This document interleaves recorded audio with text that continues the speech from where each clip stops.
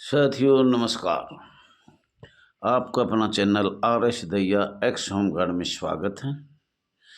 साथियों, आपसे बार बार रिक्वेस्ट किया, आपको अच्छा लगे तो सब्सक्राइब करें, लाइक करें, शेयर करें, कमेंट करें।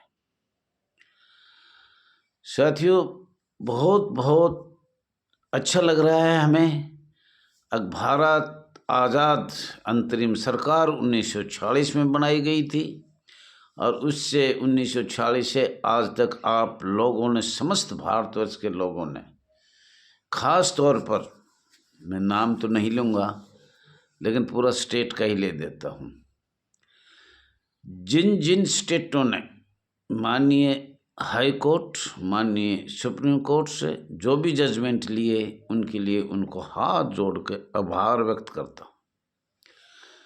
बहुत से जजमेंट आए, सरकार को मान्य किया नहीं किया वो तो उनकी भाई समय के अनुसार है, लेकिन करीब करीब आपने शक्तियाँ दिखाई और ज़्यादा शक्तियाँ आपने अभी 2024-25 में कई फैसले आए, उससे पहले भी आए, 2009 में भी आए, 2003 में भी आए, उससे और भी पहले आए, 200 पेज का फैसला भी है और 1967 में भी जबलपुर हाई कोर्ट का एक फैसला है। तो सभी फैसले पढ़े गए, सभी प्रदेशों के, अंडमान निकोबार हो, कोई भी हो, कलकत्ता हो, सभी के फैसले सभी ने पढ़े और सभी ने बहुत दिल और जान से इस संस्था में कार्य किया। तो उनका तो खास तौर पर, जैसे भाई अंडमान निकोबार, पंजाब, हरियाणा, छत्तीसगढ़, राजस्थान, उड़ीसा, इनमें सब में, उत्तर प्रदेश, मध्य प्रदेश, कोई छूट भी गया तो हाथ जोड़कर माफ़ी चाहता हूँ।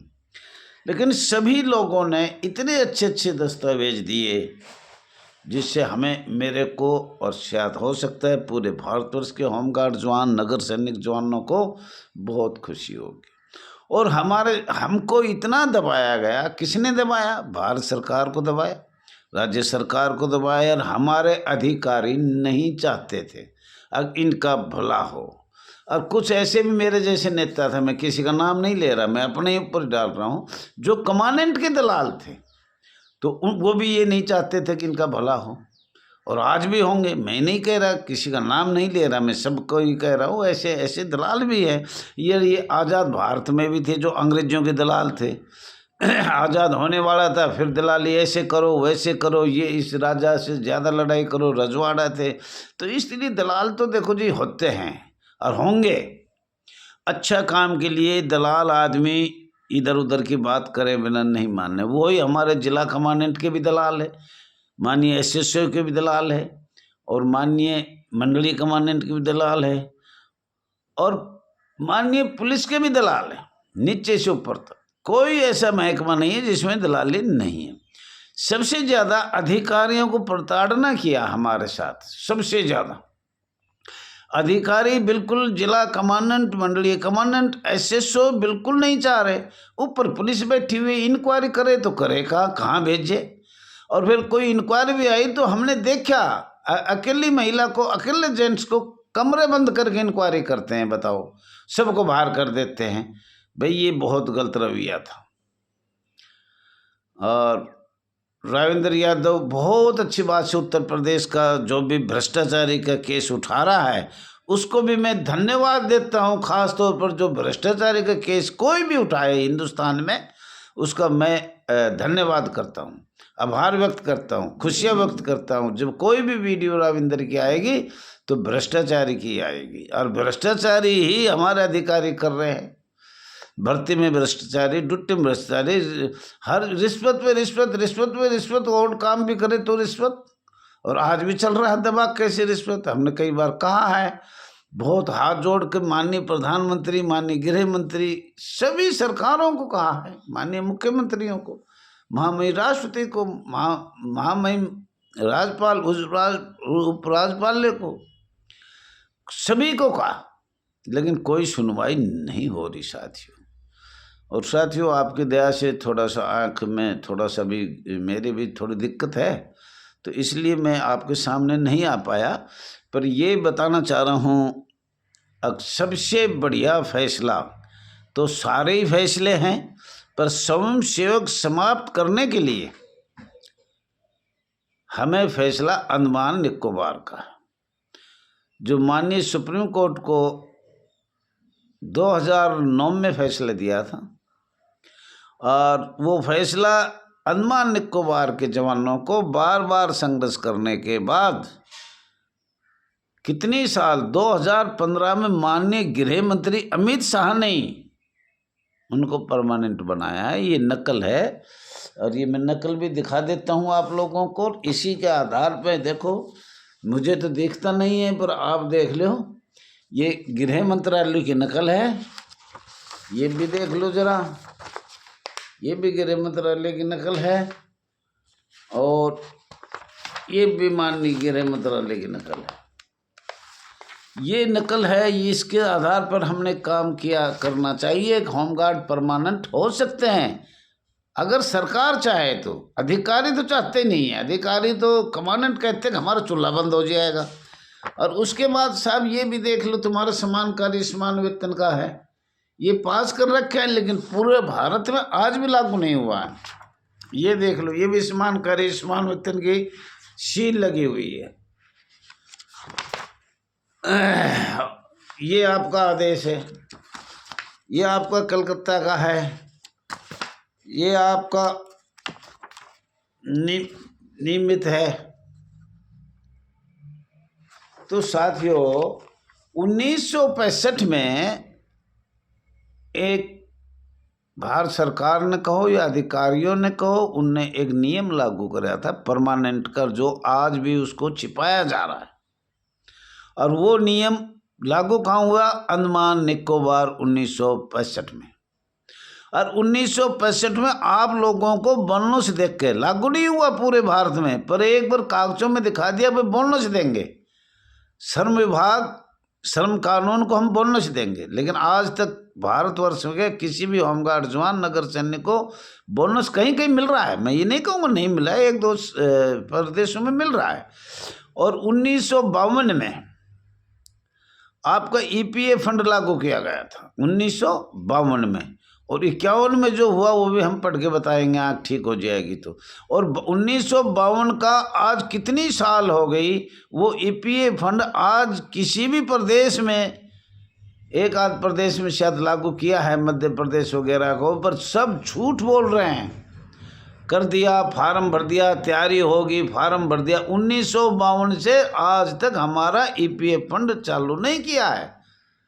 तो आप ये देखो, और मुझे लग रहा है कि जीवन बीमा यहाँ तो उत्तर प्रदेश में तो बना रखा है कोई इंश्योरेंस वगैरह, जो अभी तो मैं दिख नहीं पा रहा, पर वो कागज़ भी आपको दिखाएंगे। हर चीज़ आपको दिखाने से ही पता लगता है कि हमारे साथ सरकार ने क्या क्या किया। 1965 में नियम बना था, और वो 1965 की बात माननीय गृह मंत्री भी छिपा रहा है, भारत सरकार भी छिपा रही है, राज्य सरकार भी छिपा रही है, अधिकारी पुलिस अधिकारी तो छिपाएंगे। 1965 के कानून के हिसाब से या नियम के हिसाब से अंडमान निकोबार परमानेंट हुए थे। और साथियों, हमें तो कमज़ोर से कमज़ोर इसलिए भी बनाया जा रहा है, कभी तो सिविल डिफेंस में जोड़ रहे हैं, कभी अग्निशमन में जोड़ रहे हैं, कभी किसी में जोड़ रहे हैं, कभी किसी में जोड़ रहे हैं। और राजा एक गृह मंत्रालय, भारत सरकार, माननीय गृह मंत्रालय भारत सरकार का महानिदेशक राजा बना दिया। करो मनमर्जी, जो तुम्हें करना है नीचे से ऊपर तक करो, खूब करो, आपको तो कोई रोक नहीं सकेगा। दोनों सरकारों का हाथ हो गया, कितनी भी रिश्वत ले कोई रोकने वाला नहीं है। अगर माननीय भारतीय जनता पार्टी को नहीं रोकेगा तो ये रुकेगा भी नहीं। सीटीआई में कितनी ग्रांट आती है, आप अपने ये तो पूछो। होमगार्ड की वार्षिक बजट अब जो बनेगा फरवरी में, ये कितना है, और वो बजट आपको कितना मिलता है स्वयंसेवक को? साहब, आपका सारा बजट सीटीआई खाती है, फिर डीजी होमगार्ड खाता है, पुलिस खाती है, कुछ बच जाए तो होमगार्ड के अधिकारी खाते हैं, कोई बच गया तो उसको जिला कमांडेंट खाता है। और आपको कभी भी ये नहीं बताएंगे आपका आर्थिक सहायता केंद्र सरकार ने होमगार्ड के बारे में अलग कितना दिया है, आप सोच लेना, कर लेना, नहीं बताएंगे। तो बहुत सी बात ऐसी है अगर हमें कोई बताता नहीं, और आपको लिखना भी चाहिए बार बार। तो साथियों, आपसे मुझे आशा है अगर आप और सख्ताई करो। अभी आजकल मैंने सुना है, आपने भी व्हाट्सएप पे सुना होगा, सशस्त्र बल हम थे, परंपरा से थे, आज भी है। और पंजाब में तो लिखित है 83-84 में सशस्त्र बल है। तो सशस्त्र बल हो गया, और सशस्त्र बल और अर्धसैनिक बल में क्या अंतर है? आज सशस्त्र बल करने के लिए एक कोई योजना चलाई है, मतलब हमें समाप्त करने के लिए। ये पूरे भारत में पहले भी सशस्त्र बल थे, आज भी थे, आप भी सशस्त्र बल हो। आप अंग्रेजों के समय भी सशस्त्र बल थे, आज भी सशस्त्र बल हो। लेकिन आप 10 साल तक लगातार ड्यूटी कर रहे हो और आपको निकाल दिया जाता है। 5 साल किया, निकाल दिया जाता है। 15 साल किया, निकाल दिया जाता है। आज उसका भी प्रबंध हो गया, माननीय हाई कोर्ट, सुप्रीम कोर्ट ने उसका भी प्रबंध किया। बहुत अच्छी बात है, बड़ी खुशी की बात है, बड़ी खुशी की लहर है। देखो जी, हमने तो कुछ चाहिए नहीं, अब शमशान भूमि में जाने वाले हैं, पर आप लोगों को जो सुविधा मिलती है उससे हम खुश होते हैं। और हर सन हर बात देखनी चाहिए। 1952 जरूर देखना चाहिए, पी फंड आज तक लागू क्यों नहीं हुआ। 1965 में नियम बनाया था, सबको याद है, और ये हमारे मानव अधिकार की रिपोर्ट में भी है, और ये माननीय पुलिस कमिश्नर को लिखा था, और ये मान्य गया है अंडमान निकोबार।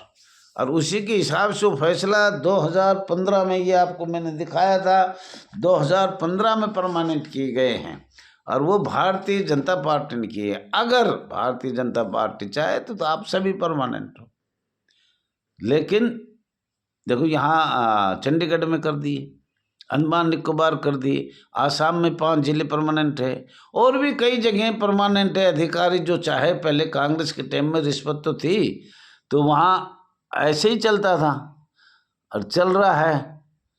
तो साथियों, थोड़ा दिखने में ज़्यादा दिक्कत है, बोलने में ज़्यादा दिक्कत है। आपसे रिक्वेस्ट है, बहुत ज़्यादा एकता का परिचय दो, एकता में जुटे रहो, सबसे बात करो, रोड से भी करो, कोर्ट से भी करो, मंत्रियों से भी करो।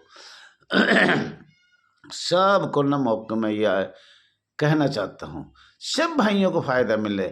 ये एक हमारा एक परिवार है, आपसे हाथ जोड़ के निवेदन है, इस परिवार को हमें कोई ना कोई संशय कौन से समझता है, कुछ तो मिले। कर्मचारी का, अर्ध कर्मचारी का, सरकार का, 4th क्लास, ABCD कोई सा तो मिले ना, पर हमें कोई सा नहीं मिला। बड़े दुख की बात। साथियों, बहुत बहुत आपका धन्यवाद है। ठीक हुई तो फिर बताएंगे।